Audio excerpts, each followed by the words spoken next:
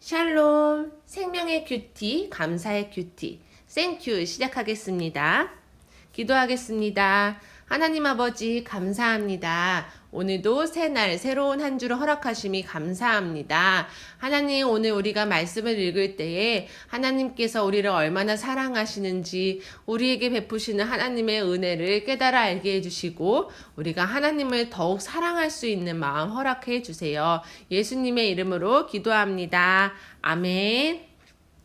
오늘은 창세기 9장 1절부터 7절까지 말씀입니다. 전도사님과 함께 큐티 순서에 맞춰서 함께 본문을 읽어보겠습니다. 첫 번째, 관찰하기.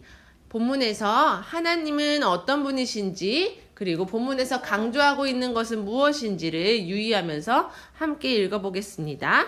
자, 첫 번째로 하나님이 어떤 분이신지 유의하면서 읽어볼까요? 하나님이 노아와 그 아들들에게 복을 주시며 그들에게 이르시되 생육하고 번성하여 땅에 충만하라. 땅의 모든 짐승과 공중의 모든 새와 땅에 기는 모든 것과 바다의 모든 물고기가 너희를 두려워하며 너희를 무서워하리니 이것들은 너희의 손에 붙였음이니라. 이렇게 하나님께서 말씀하고 계시네요. 계속 3절까지만 해볼까요? 모든 산 동물은 너희의 먹을 것이 될지라 채소같이 내가 이것을 다 너희에게 주노라. 지금 창세기 9장은요. 앞서서 그 사람의 죄악이 땅에 가득함을 보고 하나님이 한탄하시고 근심하시다가 이 세상을 홍수로 심판하시겠다고 결심하신 후에 노아와 그 가족들은 하나님께 은혜를 입고 방주에 들어가서 구원을 받아요. 홍수가 끝나고 땅의 물기가 모두 마른 후에 방주에 들어갔던 노아와 그 가족들은 이제 방주에서 나와서 새로운 시작을 새롭게 이 땅의 역사를 시작하게 됩니다. 그때에 그 타이밍, 그 순간에 하나님이 노아와 그 가족들이 새로운 땅에 딱 발을 들이고 새롭게 시작을 할 때 하나님이 노아와 그 가족들에게 이렇게 새롭게 복을 주시면서 말씀하고 계세요. 그런데 읽다 보니까 좀 이거 어디서 읽었던 말씀이랑 좀 비슷한데 하는 생각이 들어서 찾아봤어요. 어디서 났냐? 우리 창세기 1장에 28절 이 밑에 보면은 하나님이 아담과 하와를 창조하신 후에 아담과 하와에게 복을 주시며 28절이에요. 하나님이 그들에게 이르시되 생육하고 번성하여 땅에 충만하라. 땅을 정복하라. 바다의 물고기와 하늘의 새와 땅에 움직이는 모든 생물을 다스리라. 이렇게 복을 주시면서 생육하고 번성하고 땅에 충만하고 그리고 땅에 있는 모든 동물들, 모든 생물들을 다스리라 라고 축복하시고 명령하셨어요. 그리고 온 지면에 씨 맺는 모든 채소와 씨 가진 열매 맺는 모든 나무를 먹을거리로 주셨어요. 풍족하게 먹을거리로 주셨죠. 동일하게 노아에게도 복을 주시면서 생육하고 번성하고 땅에 충만하라고 복을 주셨어요. 이 생육하고 번성하고 땅에 충만하라는 것은 전사님이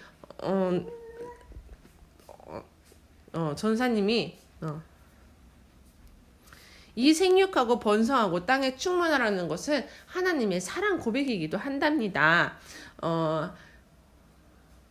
그 하나님이 사랑하시는 사람들이 이 땅에서 더 많아졌으면 좋겠고 이 노아같이 아름다운 사람, 이 노아같이 사랑스러운 사람들이 더 이 땅에서 많아지고 하나님을 찬양하는 사람들이 많아지기를 바라는 하나님의 사랑의 마음인 거죠. 2절 땅의 모든 짐승과 모든 새와 땅에 기는 모든 것과 이렇게 동물들을 어떻게 하냐면 너희를 두려워하면 너희를 무서워하리니 이것들은 너희 손에 붙였음이니라.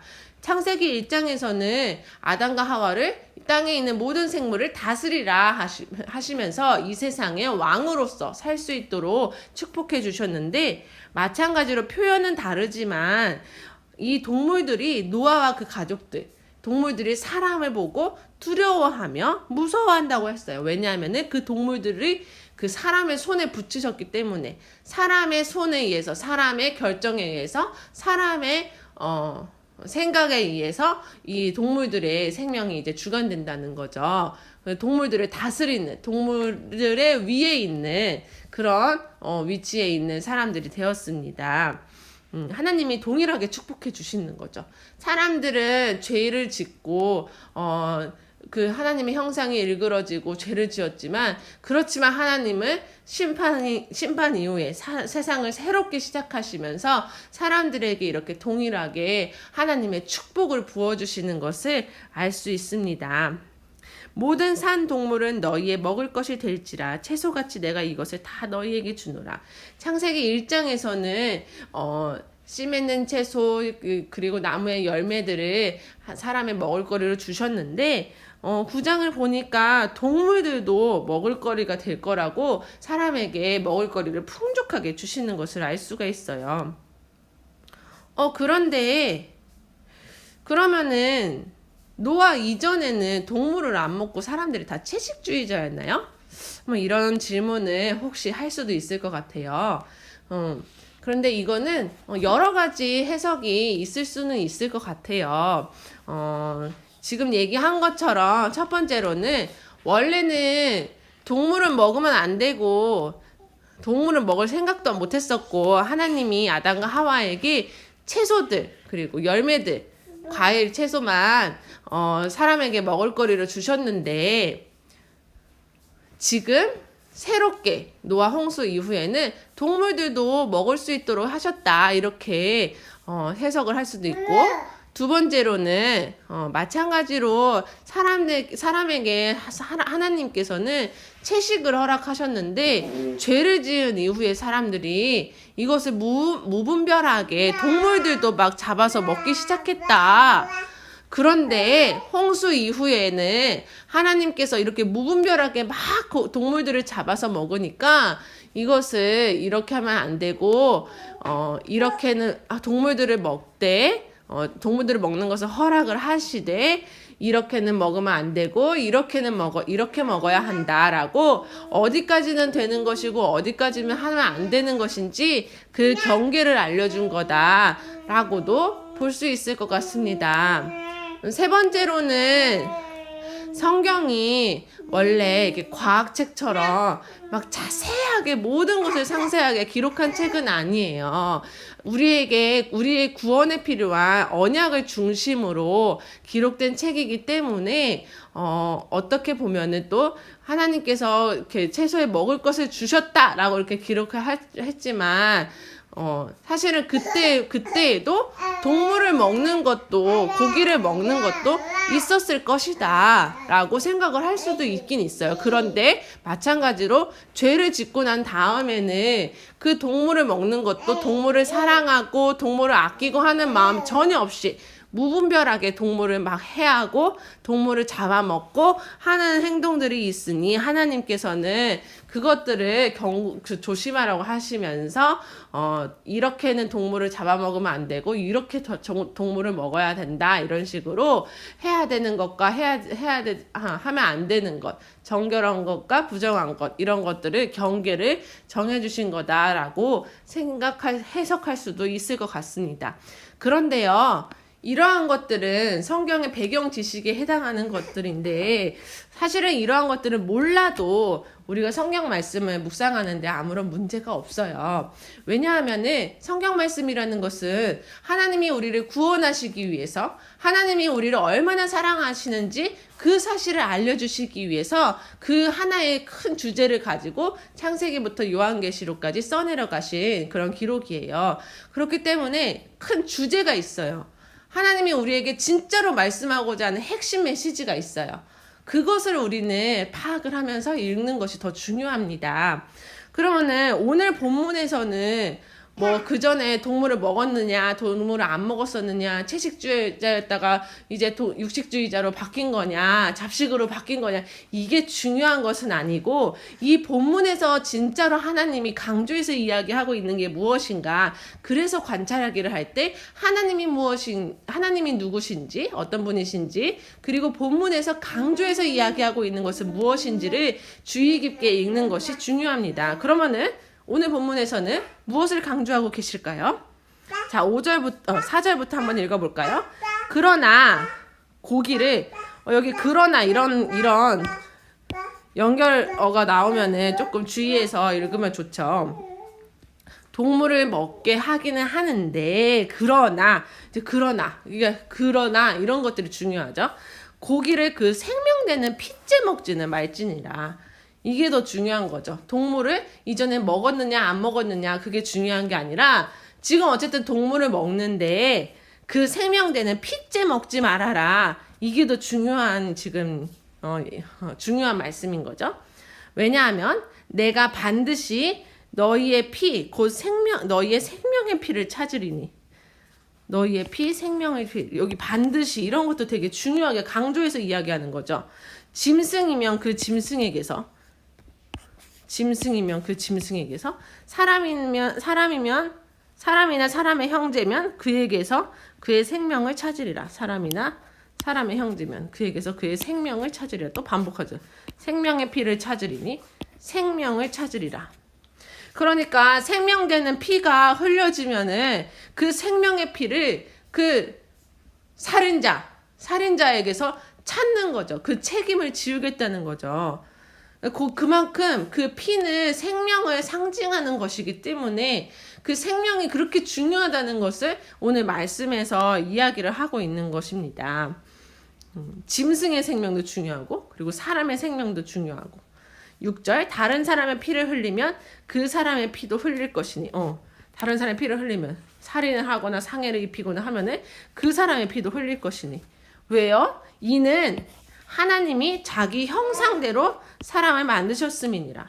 사람이 하나님의 형상이기 때문에 너무너무 소중한 사람이기 때문에 너무너무 존귀한 사람이기 때문에 어느 생명도 그냥 값없이 죽임을 당하거나 이렇게 해함을 당할 수는 없는 거죠. 그러니까 사람을 해야했다, 사람을 죽였다 하는 것은 사실은 하나님을 죽였다, 하나님을 공격했다가 사실은 동일한 거예요. 왜냐하면은 사람이 하나님의 형상이니까. 전도사님이 이제 자식을 낳았기 때문에 좀 이런 것들이 이제 잘 느껴지는데, 누가 전도사님의 사랑하는 딸 지율이를 공격하거나 지율이에게 해를 가했다? 그거는 지율이한테 그렇게 한 게 아니라 나한테 그렇게 한 거죠. 나를 공격하고 나를 죽인 것과 동일하죠. 왜냐면은 지율이는 내 딸이니까. 그러니까 하나님도 그런 것 같아요. 이 사랑하는 나의 피조물, 나의 사람들, 나의 생명 같은 이 사람들을 누군가가 해했어요. 그러면은 그거는 곧 하나님을 공격한 거나 마찬가지죠. 하나님의 형상이니까. 자, 7절 너희는 생육하고 번성하며 땅에 가득하여 그 중에서 번성하라 하셨더라. 이렇게 하나님께서는 동일하게 또 사람들에게 축복하시면서 말씀을 마치시고 계십니다. 자, 그럼 정리 한번 해볼까요? 자, 첫 번째 관찰하기에서 하나님이 어떤 분이신가요? 하나님은 노아에게 복을 주시죠. 생육하고 번성하고 땅에 충만하라고 이렇게 안 쓸게요. 복을 주시죠. 그 다음에 하나님께서는 또 뭐라고 말씀하시냐면은 생명되는 핏째 먹지 말아라. 생명을 되게 중요하게 지금 말씀하고 계시죠. 그 생명의 피를 흘리면은 그 생명의 책임, 그 값을 그 사람에게 물을 것이다. 그 사람의 책임을 지을 것이다. 라는 것도 말씀하고 계세요. 그런데 이거는 굉장히 강조해서 이야기를 하시죠. 생명이 얼마나 중요한지, 그리고 그것에 대해서 굉장히 강조해서 얘기하시죠. 그러면 좀 이것을 한 문장이나 이렇게 좀 문장으로 정리를 하면 좋죠. 뭐 어떻게 할 수 있을까요? 하나님께서는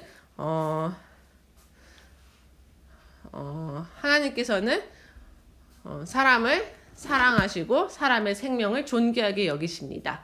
뭐 이렇게도 할 수 있을 것 같고, 하나님은 하나님의 형상으로 만드신 사람의 생명을 중요하게 생각하십니다. 뭐 이렇게 생각할 수도 있겠고, 아니면은 우리는 하나님의 형상인 사람을 소중하게 사람의 생명, 사람이나 동물의 생명을 소중하게 여겨야 합니다. 뭐 이런 식으로 할 수도 있겠고 여러 가지 다양한 방법으로 여러분들이 이 본문이 하고자 하는 메시지, 중심 메시지들을 한 문장 또는 또 제목으로 이렇게 정할 수 있을 것 같습니다. 여러분들이 한번 해보세요. 하면은 출첵이 됩니다. 다음에 두 번째, 이 말씀을 가지고 생각하기. 깊이 묵상하는 거예요. 아, 본문이 이런 말을 하고 있구나. 그러면은 이게 과연 나에게는 어떤 의미가 있을까라는 것을 깊이 한번 묵상하고 생각해 보는 것이죠. 전도사님은 첫 번째로 노아에게 복을 주셨다는 말씀을 듣고 이렇게 생각을 많이 해봤는데 되게 감사하더라고. 이번 달이 감사의 달이잖아. 나에게는 더 이상 소망이 없는 줄 알았는데, 나에게는 가능성이 없는 줄 알았는데, 나는 여전히 하나님께 계속 죄를 지었는데, 근데 하나님께서는 나에게 다시 이렇게 복을 주시는 하나님이신 거죠. 내 인생이 끝난 게 아니라 하나님께서는 예수 그리스도를 통해서, 예수님을 통해서 나를 다시 살리시고 나에게 새로운 생명, 새 출발을 하도록 하시는 거죠. 하나님 그래서 감사합니다. 이런 생각이 들었어요. 하나님은 나에게 복 주시는 하나님, 나에게 새 출발을 하게 해주시는 하나님, 언제나 내가 하나님께 찾아가면은 예수님의 은혜로 나에게 새로운 은혜, 새로운 언약을 허락하시는 하나님이다 라는 것을 생각하게 되었습니다. 나에게 주시는 하나님의 은혜, 새 출발, 이러한 것들을 생각하게 되었습니다. 그 다음에 이번에는 하나님의 형상에 대해서도 생각하게 되었어요. 첫 번째는 내가 하나님의 형상이구나 라는 것도 알게 되었고, 그리고 다른 사람들도 하나님의 형상이구나 이런 것들을 생각하게 되었어요. 그래서 나도 정말 하나님이 나를 되게 소중하게 생각하신다는 것을 그 위에 아까 하나님이 나에게 다시 복을 주시고 은혜를 주신다는 것에 대해서도 알게 되었지만, 또 나뿐만 아니라 이렇게 다른 사람들도 하나님의 형상이구나, 우리 모두가 하나님의 형상이구나, 진짜 중요한 사람들, 소중한 사람들이구나, 이러한 생각을 하게 되었습니다. 자, 세 번째, 결심하기. 결심하기는 이렇게 생각하고 묵상한 것을 바탕으로 구체적으로 내 삶에 결심하고 적용하면 됩니다. 전도사님은 일단 첫 번째, 우리 또 2월이 감사의 달이니까 감사해야겠다. 내게 주신 이 하루가 하나님께서 나에게 허락하신 새로운 출발, 복된 하루라는 사실을 기억하고 하나님께 감사하면서 살아야겠다라는 생각을 했습니다. 그리고 또 다른 사람들도, 나뿐만 아니라 다른 사람들 다 하나님의 형상으로 지음받았기 때문에 이런 사람들을 되게 소중하게 대하고 아껴주고 사랑해줘야겠다 하는 생각이 들었어요. 왜냐하면 이건 하나님의 형상이니까, 이 사람들이 바로 하나님이니까, 하나님의 모습을 갖고 있으니까, 내가 하나님 사랑하니까 그 마음을 다른 사람에게도 동일하게 표현을 해야겠다 하는 생각이 들었어요. 전도사님 주변에 있는 다른 사람들이 사실 많지는 않아요. 전도사님 하루 종일 집에서 애기랑만 있기 때문에 그래요. 여러분 한 명씩 두 명씩 우리 집에 놀러 오세요. 전도사님 너무 심심해요. 놀러 오세요. 언제든지 연락하세요. 우리 지유리를 더 사랑해야겠다 하는 생각도 들었습니다. 그리고 또 전도사님 남편이 하나 있는데, 남편이 지금 회사에서 자가격리하고 있어요. 그 남편에게도 전화통화할 때 더 상냥하게 이야기해야겠다.